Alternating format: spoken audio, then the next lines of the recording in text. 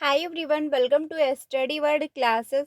सो friends, आज हम लोग सीडीपी के क्वेश्चन डिस्कस करने वाले हैं। इसके पहले जो आपको क्लास मिली थी यानी कल की क्लास में हम लोगों ने 15 क्वेश्चन कंप्लीट किए थे। यहाँ तक जो है हम लोगों ने डिस्कस कर लिया था। तो आज की क्लास में हम लोग आगे के क्वेश्चन डिस्कस करने वाले हैं जो कि रह गए थे।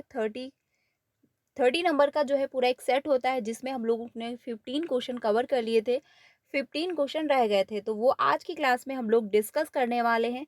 तो चलिए फिर आज की क्लास को कंटिन्यू करते हैं। ये क्लास आपको डेली 3 बजे मिलती है, तो आप इसको डेली ज्वाइन कर सकते हैं, जहाँ पर हम लोग पेपर 1 एंड पेपर 2 दोनों की तैयारी कर रहे हैं। तो आप लोग मेरे साथ भी जुड़ सकते हैं। तो चलिए फिर आज की क्लास को कंटिन्यू करते हैं। पहला है क्वेश्चन, इसमें कहा गया है कि इनक्लूसिव क्लासरूम के बारे में इसमें पूछा गया है। तो इसमें कहा है कि समावेशी शिक्षा डैश डैश के विविध जो है जरियों के निष्कासन पर बल देती है। तो कौन सा इसमें ऑप्शन करेक्ट होगा? तो प्रस्तुतिकरण पे। तो इस देखिए, जो इंक्लूसिव क्लासरूम है वो प्रस्तुतिकरण को नकारती नहीं है, बल्कि वो ये भी नहीं कहती कि आप इसको क्लासरूम से बाहर करिए। ठीक है, तो ये आपका नहीं होगा। अभिव्यक्ति इसको जो है इंक्लूसिव क्लासरूम एप्रिशिएट करती है कि बच्चा जिस भी लैंग्वेज में, जो भी उसकी मदर टंग रही है, जिसमें भी वो कंफर्टेबल महसूस करता है, वो खुद को जो है एक्सप्लेन कर सकता है। ठीक है, इस पर जो है आप रोक नहीं लगा सकते, तो ये भी जो है आपका नहीं होगा।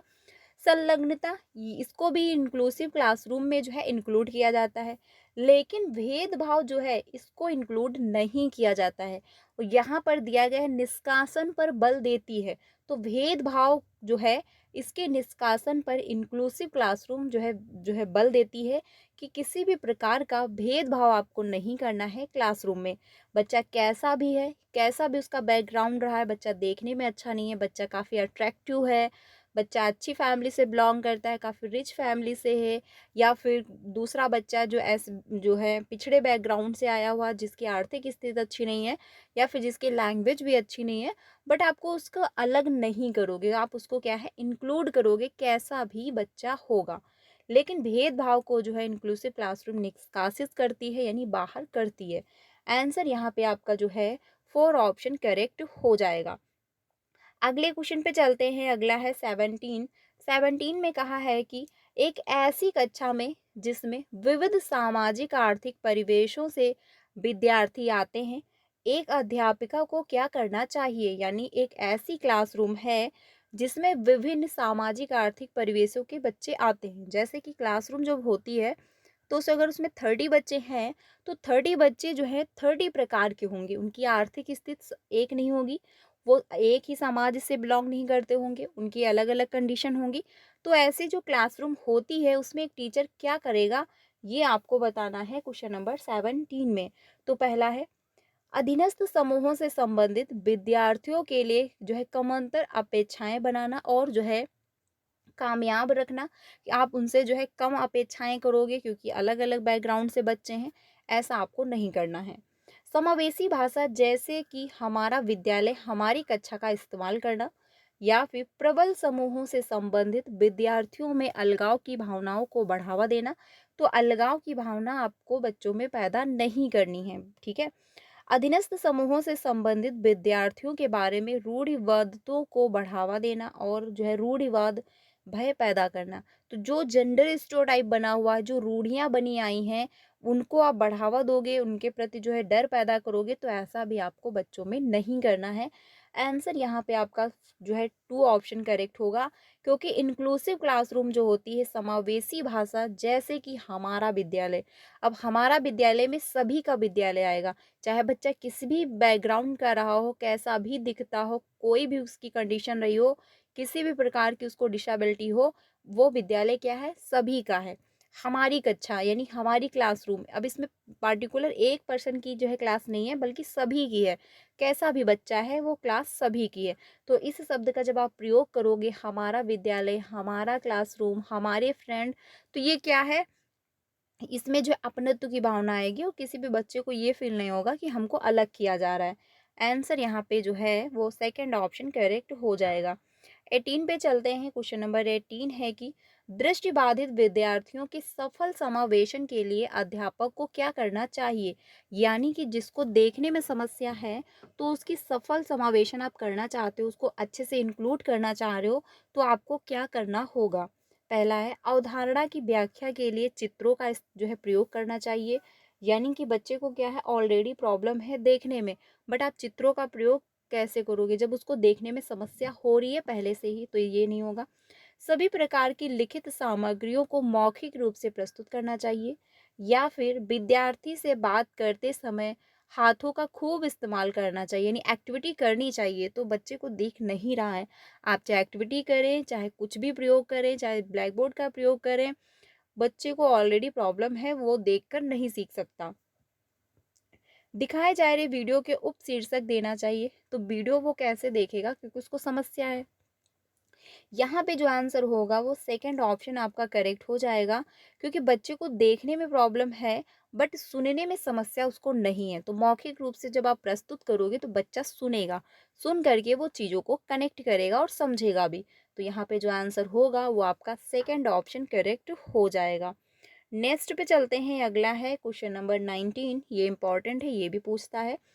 यहाँ पे पूछा है कि धन्याभाव एवं अति सक्रियता विकार यानी एडीएचडी ग्रसित विद्यार्थियों के सफल समावेशन के लिए अध्यापक को क्या करना चाहिए। अब ये एडीएचडी क्या होता है, जो ग्रसित विद्यार्थी होते हैं ये हम लोग समझते हैं। देखिए, जिनको भी ये प्रॉब्लम होती है वो क्या है, एक टाइम पर बहुत लंबे टाइम तक ध्यान केंद्रित नहीं कर पाते हैं। वो थोड़े टाइम बाद उनको बोरिंग महसूस होगा, ठीक है, वो इधर उधर भागेंगे, वो इधर उधर देखेंगे। आपने देखा होगा क्लासरूम में अगर कोई कुछ ऐसे बच्चे होते हैं जो वो कुछ टाइम के लिए एक अपना ध्यान एक पास एकत्रित नहीं कर पा रहे होते हैं, उनको एकाग्रता में प्रॉब्लम होती है, क्योंकि वो जो है बोरिंग महसूस करते हैं, उनको चिड़चिड़ापन आने लगता है, वो इधर उधर उनका दिमाग दौड़ने लगता है। तो जो इससे ग्रसित बालक होते हैं उसके लिए अध्यापक क्या करेगा, ये आपको बताना था। क्वेश्चन नंबर जो है 19। तो पहला है परिवेश में जो है व्यवधानों को जो है अधिक कर देना चाहिए। तो उनको ऑलरेडी समस्या है और उनके जो व्यवधान है, जो रुकावटें हैं जिससे वो परेशान है, आप उनको और आगे बढ़ा दोगे तो इससे जो है उनकी लर्निंग नहीं हो पाएगी। लंबे और जो है जटिल प्रदत्त कार्य देने चाहिए, तो वो लॉन्ग कार्य नहीं कर पाएंगे। जैसे कि उनको जो है लंबे समय के लिए अगर आप कोई एक ही काम करने के लिए बोल रहे हो तो उनको करने में समस्या होगी और वो अच्छे से कर नहीं पाएंगे, तो ये भी नहीं होगा। विद्यार्थियों को समय पर जो है प्रबंध और संगठनात्मक आदतों के विकास में सहायता करनी चाहिए। या फिर गैर लचीली विधि और दिनचर्या का इस्तेमाल करते हुए शिक्षण करना चाहिए। यानी कि बिल्कुल आप स्ट्रिक्ट हो जाओगे कि नहीं, अगर आपको समस्या है तो होने दो, साइड में रखो, बट आपको 1 घंटे में ये कंप्लीट करना है। तो ऐसे में बच्चा जो है कुंठित महसूस करेगा, वो क्लास आना छोड़ देगा। तो ऐसा आपको नहीं करना है। यहाँ पे जो बेस्ट ऑप्शन निकल के सामने आ रहा है क्वेश्चन नंबर 19 का, वो थर्ड ऑप्शन हो जाएगा। क्योंकि अगर बच्चे को समस्या है तो आप उससे बातचीत करोगे, ठीक है, प्रबंध और संगठनात्मक आदतों के विकास में सहायता करोगे। जैसे भी बच्चे को अगर बोरिंग महसूस हो रहा है, एडीएचडी है, तो क्या है, आप थोड़े थोड़े यानी कम कम टाइम में आप उसको काम करने के लिए दोगे। जैसे आधा घंटे का है अगर कोई काम, कुछ वर्क, तो आप उसको 15-15 मिनट में डिवाइड कर दोगे या फिर 10-10 मिनट में डिवाइड कर दोगे, ठीक है। तो ऐसे में क्या होगा, बच्चा बोरिंग महसूस नहीं करेगा और वो कर लेगा आराम से अपना कंप्लीट काम। तो यहाँ पे जो आंसर होगा वो आपका थर्ड ऑप्शन करेक्ट हो जाएगा। एक एडीएचडी से क्वेश्चन पूछा जाता है, एक शालीनता से पूछा जाता है जिसमें बच्चे के जो बैकग्राउंड में या फिर जहाँ पर भी बच्चा रह रहा होता है उसके इन्वायरमेंट में जरा से भी कुछ चेंज होता है तो बच्चे को समस्या हो रही होती है। वो ज़्यादा लोगों से इंटरेक्ट होना पसंद नहीं करता है, अकेले रहना उसको ज़्यादा अच्छा लग रहा होता है, ठीक है। अगला है 20। इसमें कहा है कि पठन वैफल्य सापेक्ष रूप से किस क्षेत्र में चुनौती पैदा करता है। तो पठन वैफल्य यानी डिसलेक्सिया, और डिसलेक्सिया अगर डिसेबिलिटी है किसी में भी तो वो होता है विकार, यानी कि बच्चे को क्या है, पढ़ने में प्रॉब्लम होगी, ठीक है, यानी कि उसको पढ़ने में समस्या हो रही होगी। तो 20 जो है इसमें कौन सा ऑप्शन करेक्ट होगा, लिखित पाठ्य सामग्री के बोध में या फिर शारीरिक गतिविधियों के समन्वय में। तो अगर शारीरिक होगा तो उसको बॉडी से संबंधित होगा, ठीक है। दूसरों की भावनाओं को समझने में, यानी उसमें इंट्रापर्सनल इंटेलिजेंट होगा तब तो दूसरी की भावनाएं समझ पाएगा, ये पहुंच जाता है गार्डनर की थ्योरी से। चित्र बनाने में? जी नहीं, उसको क्या है, जो लिखित विषय सामग्री है उसको पढ़ने में प्रॉब्लम हो रही है। यानी कि जो लिखित सामग्री दी गई है उसको पढ़ने में प्रॉब्लम है, तो ये नॉर्मल सी बात है, क्या है, डिसलेक्सिया, यानी जो है आपका डिसलेक्सिया हो जाएगा। आंसर यहाँ पे होगा लिखित जो है विषय सामग्री के बोध में। अगर यहाँ पे कहता डिस्ग्राफिया तो लिखने संबंधी विकार हो जाता। यहाँ पे पूछा है पठन वैफल्य यानी डिसलेक्सिया, यानी पढ़ने संबंधी विकार बच्चे में है। ठीक है, यहाँ पे आंसर होगा आपका फर्स्ट ऑप्शन। इंपॉर्टेंट है, ये हमेशा पूछता है एक क्वेश्चन, ज़्यादातर डिसलेक्सिया ही देता है और कभी कभी डिस्ग्राफिया आपका दे देता है या फिर डिसकलकुलिया भी दे देता है। तो डिसकलकुलिया जो होता है उसमें मैथ संबंधी विकार होता है, यानी बच्चे को मैथ से संबंधित जो है प्रॉब्लम हो रही होती है। ठीक है, अगले क्वेश्चन पे चलते हैं 21 पे। 21 है कि प्रभावशाली और अर्थपूर्ण अधिगम के लिए अध्यापक को किस प्रकार की शिक्षण शास्त्री प्रविधियों का इस्तेमाल करना चाहिए? ठीक है, तो यहाँ पे कौन सा आंसर जो है वो करेक्ट होगा 21 का? तो सांस्कृतिक रूप से जो है प्रासंगिक हो, या फिर मानकीकृत हो, परीक्षा केंद्रित हो, या फिर व्यवहारवादी हो। तो व्यवहारिस्ट आपका नहीं होगा। परीक्षा केंद्रित यानी आप एग्जाम के लिए जो है बच्चे को तैयार कर रहे हो कि बच्चा सिर्फ ओनली एग्जाम क्वालिफाई करे, नहीं, इस ये भी आपका पॉजिटिव नहीं है। मानकीकृत तो आपका बिल्कुल भी नहीं होगा, क्योंकि क्वेश्चन जो है पॉजिटिव पूछा है तो इसका आंसर भी पॉजिटिव होगा। आंसर यहाँ पे आपका फर्स्ट ही ऑप्शन करेक्ट होगा, क्योंकि सांस्कृतिक रूप से जो है प्रासंगिक, यानी बच्चा जिस कल्चर से है, जिस भी बैकग्राउंड से आप वहाँ से उसको जोड़ोगे और उसके बैकग्राउंड के अनुसार जो है उसके संस्कृत को ध्यान में रखते हुए उसके कल्चर को ध्यान में रखते हुए आप उसकी लर्निंग करवाओगे, तभी जाके जो लर्निंग है वो मीनिंगफुल बन पाएगी। आंसर यहाँ पे जो होगा वो आपका फर्स्ट ऑप्शन करेक्ट हो जाएगा। 22 पे चलते हैं, अगला है क्वेश्चन नंबर 22। इसमें कहा है कि राष्ट्रीय शिक्षा नीति 2020 अधिगम के कौन से तरीकों पर बल देती है?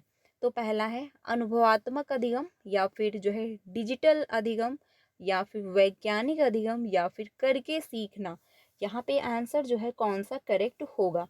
तो पहला है अनुभवात्मक अधिगम।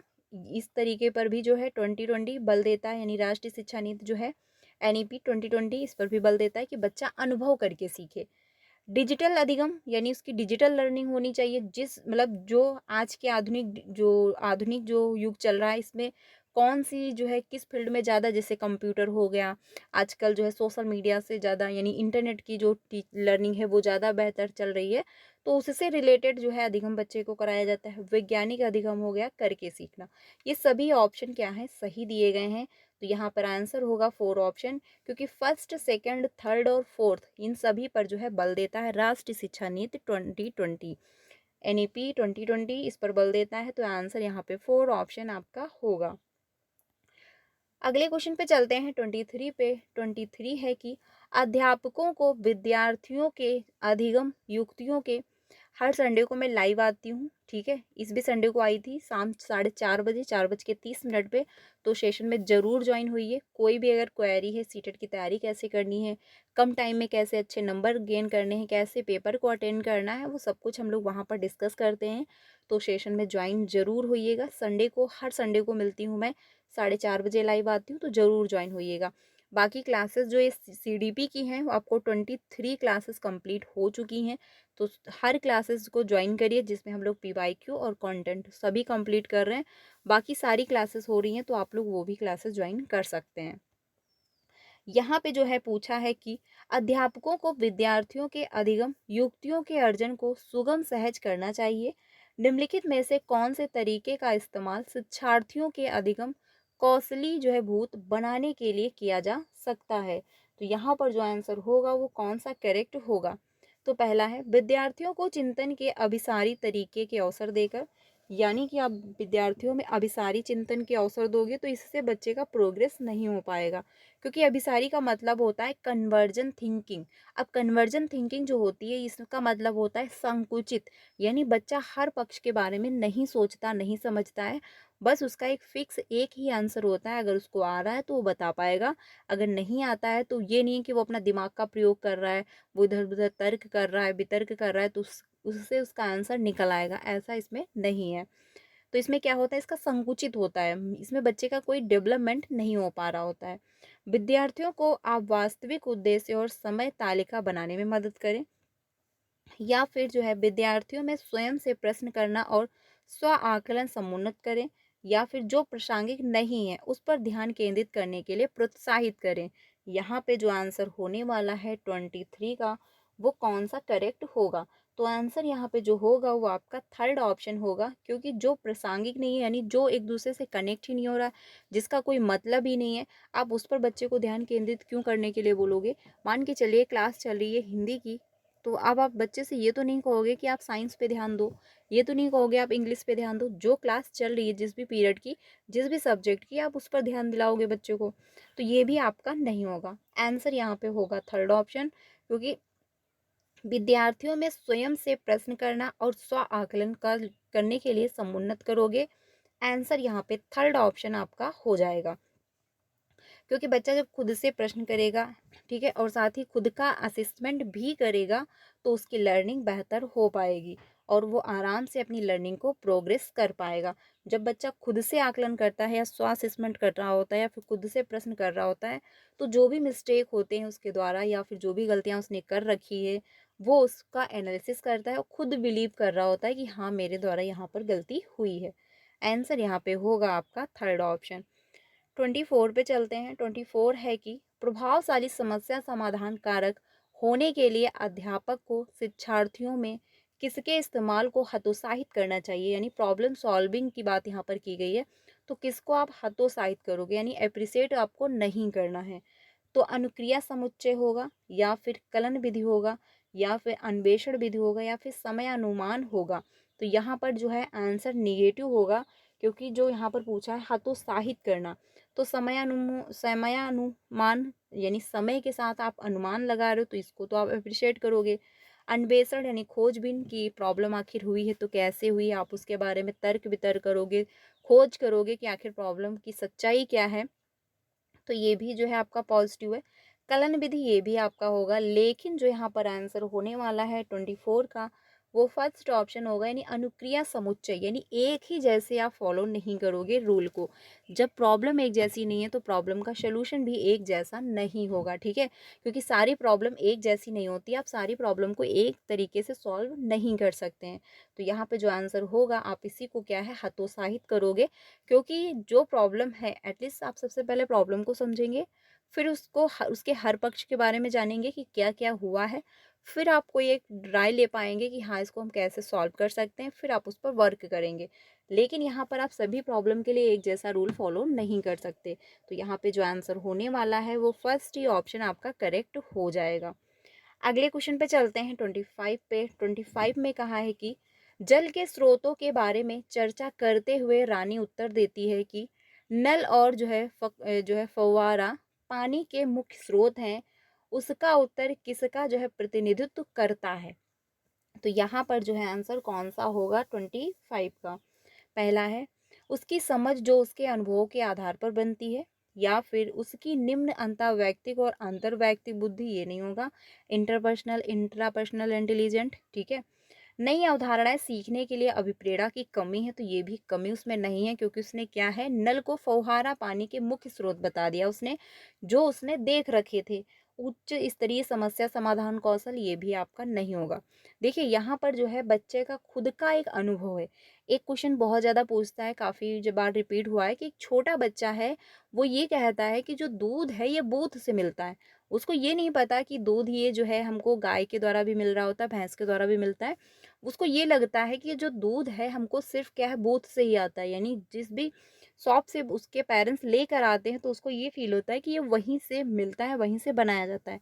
अब ये नहीं आप कह सकते कि बच्चा जो है समझ नहीं पा रहा है, उसमें समझने की क्षमता कम है, या फिर जो है उसमें जो है अंतर्वैयक्तिक बुद्धि पाई जा रही है, या फिर वो नई धारणाओं को समझ नहीं पा रहा, ऐसा नहीं। एक उसने अपने अनुभवों के अनुसार जो है एक अनुभव के आधार पर जो है उसने एक समझ बनाई, क्योंकि पेरेंट्स को देख रहा है, पेरेंट्स के साथ जा रहा है, तो उसको यही लगता है कि जो ये दूध है ये बूथ पर ही मिलता है, ठीक है। ये क्वेश्चन काफ़ी बार रिपीट होता है, जिसका आंसर यही होगा कि उसकी जो है समझ जो उसके अनुभव के आधार पर बनी है, यानी बच्चे ने ये देखा है कि नल से पानी निकलता है और फव्वारे से पानी निकल रहा है। तो अब उसको यही लगता है कि पानी के जो मुख्य स्रोत हैं, ये नल हैं और ये पानी, ये फव्वारा है, क्योंकि इसी के द्वारा हमको जल प्राप्त हो रहा है। यानी उसने एक अपने समझ के अनुसार एक अपना अनुभव बनाया और उसी के आधार पर उसने बताया कि नल और फव्वारा है। तो यहाँ पर आंसर होगा आपका फर्स्ट ऑप्शन। अब ऐसे सिचुएशन में आप ये नहीं कहोगे कि बच्चा ध्यान नहीं दे रहा था, बच्चे को समझ में कम आ रहा है, बच्चा इंटरेस्ट नहीं ले रहा है, ठीक है। तो यहाँ पर आंसर होगा आपका फर्स्ट ऑप्शन।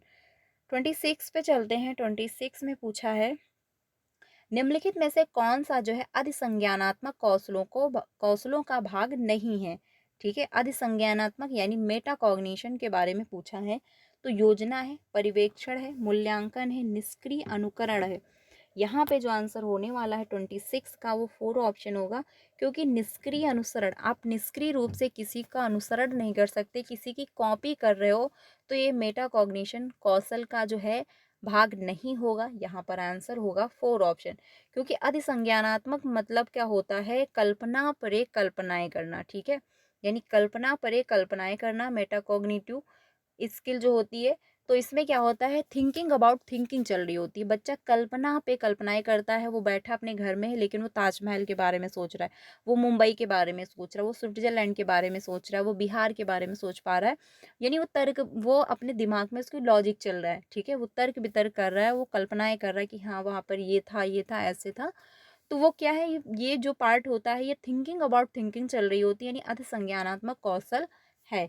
लेकिन आप निष्क्रिय रूप से किसी का अनुसरण करते जा रहे हो, देख देख के उसी को कॉपी करते जा रहे हो, तो ये जो है इसका भाग नहीं होगा, क्योंकि इसमें आप कोई अपना दिमाग प्रयोग नहीं कर रहे हो। आंसर यहाँ पे जो होगा वो 4 ऑप्शन आपका करेक्ट हो जाएगा। अगले क्वेश्चन पे चलते हैं 27 पे। भावनाओं और संज्ञान के बारे में निम्नलिखित में से कौन सा कथन सही है। अब इससे रिलेटेड एक और टॉप पॉइंट हम लोग समझते हैं।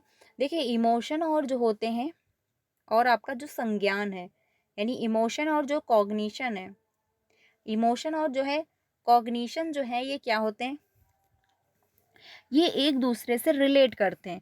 लेकिन क्या है, अगर कभी पूछ ले आपसे जुजोंग के अनुसार, तो हमेशा क्या है, एक दूसरे से रिलेट नहीं करते हैं। ये भी आपको ध्यान रखना है, डिपेंडेंट नहीं है, यानी इनडिपेंडेंट है, एक दूसरे से डिपेंड नहीं कर रहे होते, ये भी आपको ध्यान रखना है। क्योंकि जुजोंग ने ये कहा है कि जो इमोशन है, जो हमारी भावनाएं हैं और जो हमारे संज्ञान है, ये एक दूसरे को प्रभावित नहीं करते हैं। लेकिन आप खुद पर ही प्रैक्टिस करके देखिए, क्या किसी दिन, जिस मान के चलिए आप इमोशनली बहुत अच्छे नहीं हो, आप दुखी हो, आप परेशान हो किसी भी चीज़ को लेकर के, तो आपका दिमाग उस दिन वर्क नहीं करेगा ज़्यादा, आप ज़्यादा लोगों से भी इन्वॉल्व नहीं हो पाओगे, आपको अच्छा भी नहीं लगेगा और आप परेशान रहोगे। और जिस दिन आपका दिमाग, या मान के चलिए कोई पेन हो रहा है बॉडी में, तो उस दिन आप इमोशनली भी बहुत अच्छे से फिट नहीं रहोगे। हो सकता है आप किसी पर चिल्ला दो, हो सकता है आप रोने लगो, हो सकता है आप दुखी रहो। तो ये क्या है, एक दूसरे को प्रभावित कर रहे होते हैं, ठीक है। लेकिन जुजोंग का ये मानना है कि ये दोनों एक दूसरे को प्रभावित नहीं करते हैं। कभी कभी ये डायरेक्ट क्वेश्चन पूछता है, तो एटलीस्ट आपको पता होना चाहिए, ठीक है। तो यहाँ पर जो आंसर होने वाला है वो 27 का, वो आपका होगा थर्ड, यानी कि जानकारी ग्रहण करने के कौशल मनोदशा द्वारा प्रभावित होते हैं। ये बिल्कुल करेक्ट हो जाएगा कि जानकारी ग्रहण करने के जो कौशल हैं और मनोदशा द्वारा प्रभावित होते हैं, कि क्या सिचुएशन है, क्योंकि सिचुएशन के अनुसार ही जो है प्रभावित हो रहे होते हैं। मान के चलिए, अगर अच्छा माहौल है तो व्यक्ति खुश है, हैप्पी है, लेकिन अगर सैड माहौल है तो वहाँ पे दुखी होगा। अब ये तो नहीं कि किसी का जो है अंतिम संस्कार हो रहा हो और वहाँ पे आप जाके बोलोगे कि नहीं नहीं बहुत अच्छा हुआ है, और आप वहाँ पर आप हंसोगे, नाचोगे, गाओगे। ऐसा तो आप नहीं कर सकते, क्योंकि वहाँ की सिचुएशन अलग है। कहीं शादी फंक्शन में गए, वहाँ पर आप रोने नहीं लगोगे कि बोलोगे नहीं नहीं ये तो खराब हो गया, आप वहाँ पर अच्छे कपड़े पहन के जाते हो। लेकिन अगर किसी का अंतिम संस्कार है, वहाँ पे आप हल्के कपड़े पहन के जा रहे होते हो। तो सबकी सिचुएशन के अनुसार, यानी सिचुएशन क्या है, कहाँ पे कैसी जो कंडीशन है, मनोदशा क्या है, उससे प्रभावित होते हो और आप उसी प्रकार से व्यवहार करते हो। आंसर यहाँ पे जो होगा वो आपका थर्ड ऑप्शन करेक्ट होगा। बाकी अधिगम के लिए रुचि और जिज्ञासा परस्पर संबंधित नहीं होते, ये कहना गलत होगा, क्योंकि जिज्ञासा और इंटरेस्ट, क्यूरियोसिटी और इंटरेस्ट बहुत ही डिपेंड करते हैं लर्निंग पर। क्योंकि अगर आपको जिज्ञासा है, आप में क्यूरियोसिटी जग रही है, आपको इंटरेस्ट आ रहा है, तो आप कम टाइम में भी बेहतर करोगे और आपको किसी भी प्रकार की थकावट नहीं लगेगी, आपको मज़ा आएगा और आप अच्छे से वो वर्क कर पाओगे। अधिगम जो है तार्किकता के अमूर्त संज्ञान के बारे में, ये भी नहीं होगा। निराशा का उच्च स्तर संज्ञानात्मक दक्षता को समुन्नत करता है, ये भी नहीं होगा। आंसर यहाँ पे थर्ड ऑप्शन आपका हो जाएगा। 28 पे चलते हैं। विद्यार्थियों को अधिगम के प्रति अभिप्रेरित करते रहने के लिए अध्यापक को क्या समुन्नत करना चाहिए? यानी कि अधिगम के प्रति अभिप्रेरित करना है तो जो अध्यापक है उनको क्या करना होगा? निपुणता उन्मुख उद्देश्य दोगे, यानी मास्टरी गोल्स उद्देश्य, या फिर योग्यता का जो है सत्व यानी अस्तित्वात्मक परिप्रेक्ष्य, या फिर असहायता का सीखा हुआ भाव, या फिर प्रतियोगात्मक दृष्टिकोण। तो यहाँ पर जो आंसर होने वाला है 28 का फर्स्ट ऑप्शन होगा, क्योंकि आप बच्चे में मास्टरी गोल्स भरोगे। देखिए मास्टरी गोल्स जो होते हैं वो बेस्ट होते हैं। इसमें क्या होता है, बच्चा पेपर पेंसिल टेस्ट के लिए नहीं पढ़ता है, और ना वो इसलिए पढ़ रहा है कि हाँ हमको अपनी गर्लफ्रेंड को इम्प्रेस करना है, या फिर हमको अपने पेरेंट्स को इम्प्रेस करना है, या फिर ए टू जेड कोई भी हो सकता है, ठीक है। या फिर उसको इसलिए लगता है कि हाँ हमको क्वालिफाई करना है क्योंकि मेरे पेरेंट्स जो हैं वो मुझे 10,000 रुपये दे देंगे, या फिर मुझे बाइक गिफ्ट कर देंगे, या स्कूटी गिफ्ट कर देंगे, इसके लिए हम पढ़ रहे हैं। वो इसके लिए पढ़ रहा होता है कि हमको क्वालिफाई करना है, हमको अच्छा लगता है, हमको इसके बारे में जानकारी होनी चाहिए, हमको सेटल होना है अपने लिए, हमको एक बेहतर ज़िंदगी अपने लिए जीनी है, और हमको क्या है इसके बारे में जानकारी होनी चाहिए। तो ये मास्टरी गोल्स हो गया कि हाँ हमको जो है मेहनत करनी है, सफलता झक मार के पीछे आएगी, वो वाला यहाँ पे रूल जो है फॉलो हो रहा है कि जो है मेहनत करो, सफलता झक मार के पीछे आएगी। यानी हमको सब कुछ आना चाहिए। जैसे सीटेट है, अब आप सीटेट में इसलिए पढ़ाई ना करो कि हमको 90 नंबर ले आने हैं कैसे भी करके, बल्कि आप इसलिए पढ़ाई करो कि हमको सीटेट का जो सिलेबस है वो सब कुछ आना चाहिए। पीवाईक्यू क्वेश्चन जो है वो भी हम अच्छे से कर पाएँ। अगर कोई कहीं से भी मान के चलिए जीन पियाजे की थ्योरी से ही कोई टॉपिक या कोई क्वेश्चन उठाकर पूछ ले तो एटलीस्ट हम बता पाएँ, ठीक है। हिंदी पेडागोजी है उससे रिलेटेड अगर कोई पॉइंट उठा के हमसे कोई डिस्कस करे या फिर पूछे तो एटलीस्ट हम बता पाएँ। तो इसलिए आप पढ़ रहे हो कि हाँ हमको ये जो है अच्छे से इसके बारे में नॉलेज होनी चाहिए। जब आपको सारी नॉलेज हो जाएगी तो सफलता आपको मिल ही जाएगी, आप क्वालिफाई आराम से कर ही लोगे। तो मास्टरी गोल्स जो होते हैं वो बच्चे में फिल करने चाहिए, ना कि परफॉर्मेंस गोल। अब परफॉर्मेंस गोल क्या होते हैं, गोल्स होते हैं किसी को इम्प्रेस करना। तो आप कब तक किसी को इम्प्रेस करोगे? मान के चलिए अगर किसी ने कहा कि हाँ सीटेट में आप अच्छा स्कोर करिए, हम आपको बाइक दिला देंगे, तो आप अच्छा करोगे स्कोर और आप बाइक ले लोगे। लेकिन उसके बाद अगर वो कह रहा है कि अच्छा आप यूपीएससी का एग्ज़ाम क्वालिफाई करो, हम आप बाइक दिला देंगे, तो क्या आप यूपीएससी का एग्ज़ाम क्वालिफाई कर पाओगे? और बाइक के लिए बोलोगे नहीं नहीं मेरे पास एक है इतना इनफ है। क्योंकि बाहर के जो चीज़ें हैं जो जिनकी वजह से हम काम कर रहे हैं वो कुछ टाइम चलेंगी, कुछ टाइम के लिए। जैसे छोटा बच्चा है, अब उसको उससे आप ABCD डेली सुन रहे हो और उसके बदले आप उसको एक चॉकलेट दे रहे हो, लेकिन कुछ टाइम बाद बच्चा स्टार्टिंग में काफ़ी एक्साइटेड होगा कि यस मुझे चॉकलेट मिलेगी और सुना देगा। बट कुछ टाइम बाद 1 मंथ बाद जो है बच्चे को चॉकलेट में इंटरेस्ट नहीं आएगा, उसको लगेगा नहीं ये तो डेली चॉकलेट मिल रही थी, अब इसके लिए मैं ABCD नहीं सुना सकता। क्योंकि बाहरी जो रीज़न है वो क्या है, कुछ टाइम आपको पुश करेंगे, उसके बाद आप डाउन पड़ जाओगे। लेकिन जो जिसका रीज़न आपके अंदर है कि हाँ यार मुझे ये करना है, मैं इसके लिए ही बना हूँ, मुझे कुछ ना कुछ तो करना है, वो आपको लॉन्ग टाइम चलेगा, आप उसको लॉन्ग टाइम करोगे। जैसे कुछ पसंद होता है किसी व्यक्ति को करना, जैसे डांसिंग है, अब किसी को डांसिंग पसंद है तो लॉन्ग टाइम चलेगी, थोड़ा सा भी अगर वो टाइम पाएगा तो उसके लिए प्रैक्टिस करेगा। लेकिन जिसको नहीं पसंद है वो उसके लिए टाइम भी फ्री होगा तो भी वो नहीं करेगा, ठीक है। तो मास्टरी गोल्स जो होते हैं वो लॉन्ग टाइम चलते हैं, परफॉर्मेंस गोल्स जो होते हैं वो कुछ ही टाइम चलते हैं, वो अच्छे नहीं माने जाते हैं। यहाँ पर आंसर होगा आपका फर्स्ट ऑप्शन। 29 पे चलते हैं। 29 है कि विद्यालय में बच्चों की सफलता में निम्न में से कौन सा कारक बाधा उत्पन्न करता है? यानी कि बच्चे का जो प्रोग्रेस है, जो बच्चे का ग्रो हो रहा होता है उसमें रुकावट डालता है। तो लचीली जो है समय सारणी ये रुकावट पैदा करती हैं, या फिर संरचनात्मक शिक्षण शास्त्र, या फिर जो है कठोर पाठ्यचर्या, या फिर अधिगम हेतु मूल्यांकन। तो लचीली समय सारणी बहुत अच्छी है। मान के चलिए किसी बच्चे को अगर देखने में समस्या हो रही थी तो उसको आप मौखिक रूप से सुना दोगे, मौखिक रूप से उसकी लर्निंग करवा लोगे। मान के चलिए किसी बच्चे को लिखने में प्रॉब्लम है तो आप उसको एक्स्ट्रा टाइम दे दोगे, ठीक है। तो ये आपका बेस्ट होगा, क्योंकि जिस हिसाब से बच्चा है आप उसी हिसाब से उसकी लर्निंग को करवाओगे। संरचनात्मक शिक्षण शास्त्र ये भी आपका बेस्ट माना जाता है। कठोर पाठ्यचर्या ये आपका गलत होगा और यही यहाँ पे सही हो जाएगा, क्योंकि बाधा उत्पन्न करता है, इसका मतलब यही हुआ कि रुकावट पैदा कर रहा है, ठीक है। तो यहाँ पे जो आंसर होगा वो कठोर पाठ्यचर्या है, कि ये नहीं अगर बच्चे को समस्या है लिखने में तो आप उससे बोलोगे नहीं, आपको लिख कर ही दिखाना है। किसी बच्चे को मान के चलिए देखने में प्रॉब्लम है, तो आप उससे ये नहीं कहोगे कि मुझे देख लिख कर ही आप दिखाओ, या फिर जो है लिख सुनकर ही दिखाओ। तो ऐसा जो है नहीं करना है। बच्चा जिस हिसाब से है, बच्चा जिस भी बैकग्राउंड का रहा है, हमको थोड़ा सा लचीलापन लाना है। बच्चे को लिखने में प्रॉब्लम अगर है तो हम उसको एक्स्ट्रा टाइम देंगे। किसी भी प्रकार की डिसेबिलिटी है तो हम उसको एक्स्ट्रा टाइम देंगे, और जो भी एक्टिविटी के माध्यम से उसकी लर्निंग बेहतर हो सकती है, हम उस एक्टिविटी का इस्तेमाल करेंगे। यहाँ पे आंसर हो जाएगा थर्ड ऑप्शन। अगले क्वेश्चन पे चलते हैं। अगला है, ये लास्ट क्वेश्चन है, आदर्शन और रीजन का पूछा गया है कि किसी अवधारणा को समझते समय यह महत्वपूर्ण है कि विषय वस्तु का जो है विद्यार्थियों के दिन प्रतिदिन के जीवन के संबंध बनाया जाए। ठीक है, यानी कि जो किसी अवधारणा को समझने का यह जो है एक महत्वपूर्ण है कि विषय वस्तु या विद्यार्थियों के दिन प्रतिदिन के संबंध बनाए जाएं। ठीक है, अगला है रीजन जो दिया गया है कि कंठस्थी यानी अधिगम कंठस्थीकरण के माध्यम से बहुत प्रभावशाली होता है। तो ये कहना गलत हो जाएगा कि कंठस्थीकरण से काफ़ी प्रभावित होगा, बल्कि आप रोट मेमोराइजेशन कराओगे, रटाफिकेशन कराओगे तो इससे लर्निंग बेहतर नहीं होगी। बच्चा रट लेगा, उसका कोई डेवलपमेंट नहीं होगा, ना तो तर्क वितर्क कर पाएगा, ना तो उसका संज्ञान डेवलप होगा।